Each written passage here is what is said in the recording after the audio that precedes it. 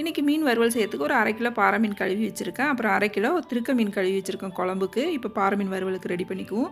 அதில் 1/4 டீஸ்பூன் மஞ்சத்தூள், 1 டீஸ்பூன் தனி மிளகாத்தூள், 1/2 டீஸ்பூன் சோம்புத்தூள், ஒரு 1 டீஸ்பூன் அளவு உப்பு, 10 சின்ன வெங்காயத்தை நறுக்கிட்டு சேர்த்துங்க, ஒரு கொத்து கருவேப்பிலை, கொஞ்சமாக தேங்காய் பால் ஊற்றி, ஒரு 1/2 மூடி வினிகர் ஊற்றி நல்லா பெசரி ஊற வச்சுக்கோங்க. அப்புறம் குழம்புக்கு பார்த்திங்கன்னா ஒரு எலுமிச்சம்பழம் அளவு புளி எடுத்து கரைச்சி அதில் குழம்பு மிளகாத்தூள், தனி மிளகாத்தூள், சோம்புத்தூள், உப்பு போட்டு கரைச்சி வச்சுக்கோங்க. 2 டேபிள் ஸ்பூன் நல்லெண்ணெய் விட்டு 1/4 டீஸ்பூன் வெந்தயம், 1 டீஸ்பூன் கருவடகம் சேர்த்து நல்லா பொரிஞ்சதுக்கப்புறம் பூண்டும் சேர்த்து நல்லா வதக்கிங்க. இது கூட 1/2 டீஸ்பூன் அளவு மிளகு இடிச்சிட்டு சேர்த்துக்குங்க. அதுக்கப்புறம் கரைச்சி வச்ச குழம்பையும் சேர்த்து நல்லா ஒரு 10 நிமிஷம் கொதிக்க வச்சதுக்கப்புறம் அதில் தேங்காய் சேர்த்து நல்லா கொதிக்க வச்சு இறக்கி மீனும் ஒரு பக்கம் நல்லா வறுத்து எடுத்துக்கிட்டேன். அடுப்பை சிம்மில் போட்டு மீனை வறுத்து எடுத்தோம்னா நல்லா மொறுமொறுப்பாக இருக்கும்.